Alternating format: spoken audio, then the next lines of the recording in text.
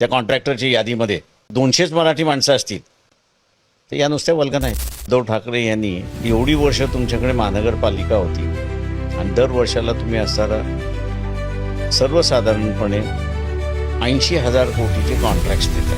हे 80,000 कोटीचे कॉन्ट्रॅक्ट्स तुम्ही किती मराठी माणसाला दिले त्याचा आकडा फक्त बाहेर पडा. का जोपर्यंत तुम्ही राज्याच्या लोकांना पुढे आणत नाही तोपर्यंत तो पुढे राहणारच नाही.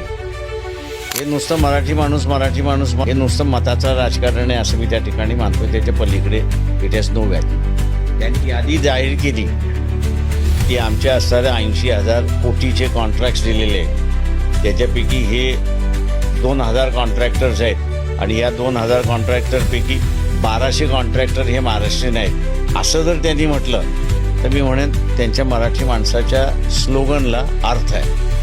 पण तेच 2,000मध्ये फक्त 200च मराठी माणसं असतील त्या कॉन्ट्रॅक्टरच्या यादीमध्ये तर या नुसत्या वल्गना आहेत.